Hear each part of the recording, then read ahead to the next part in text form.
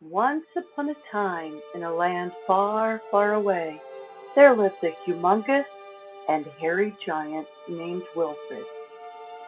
One brave little boy saw something special in this timid giant. And so begins our story of friendship and sacrifice that will remind readers of any age just how important one voice, no matter how small, can be. Our story begins in a faraway place where there once lived a lonesome giant named Wilfred. Wilfred was humongous and hairy, and the thing that he wanted most of all in the whole wide world was a friend.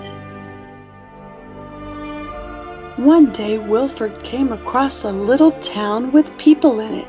These little people were very unusual. They didn't have a single hair on their heads, not even the ladies. In this odd little town, there were little bald children playing. Wilfred wanted to join them, so he did, and they all ran away. All except one brave little boy who said to the big hairy giant, "Sit!" And Wilfred did. Said the boy. "Stand on one foot." And Wilfred did. "Play golf." And Wilfred did. "Play the ukulele." And Wilfred did. "Do my math homework." And Wilfred did. "Reenact the Battle of Waterloo." And Wilfred did. The little boy and the big hairy giant had so much fun that they decided Wilfred would come back the very next day. Meanwhile, the little bald townspeople watched as the big hairy giant lumbered away. They wanted hair too, and with winter coming fast, they wanted it soon. So the little bald people in the little bald town came up with a big and nasty idea. When Wilfred came back the next day, a few of the little bald people stopped him and told him that big hairy monsters were not allowed in their little bald town. If he wanted to visit, he'd have to stop being big or to stop being hairy, since Wilfred couldn't stop being big. The only thing left for him to do was to stop being hairy. So the little bald people said he should let them cut off his hair, and Wilfred did. Without his hair, poor Wilfred was too cold to play with the little boy. Instead, the big hairless giant went back to his cave. Winter came early, and the snow piled up on the ground while the little boy waited day after day for the big hairy giant to return. But Wilfred did not come back. The little boy couldn't understand why.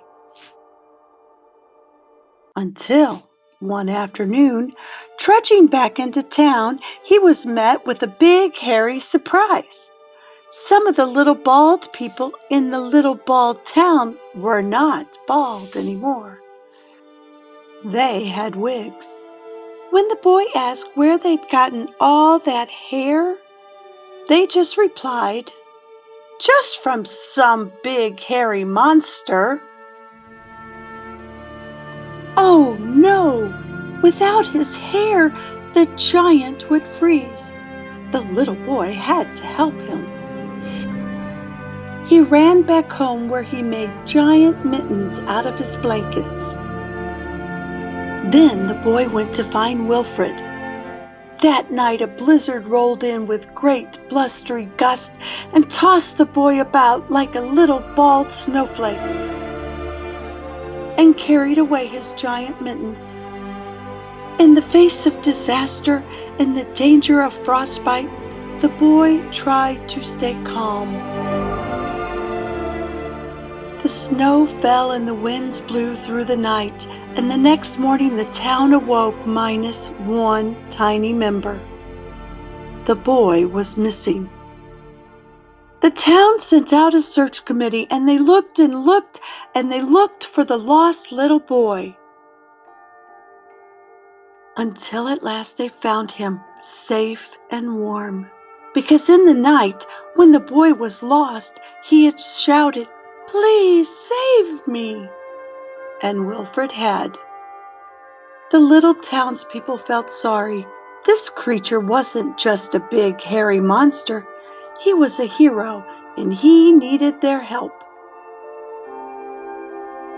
They covered Wilfred in blankets and made a big fire to help him get warm.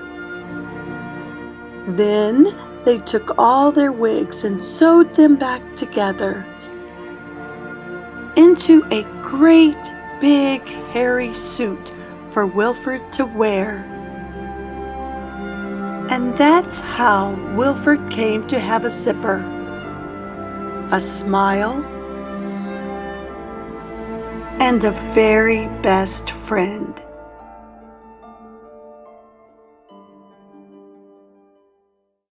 What a great story about what it means to be a friend. Just because Wilfred was different didn't mean the little boy could not be his friend. And what a great lesson all the townspeople learned too. Hey, thanks for listening to Storytime with Lorelei. Please click like and share this video with your friends. See you next time. Bye.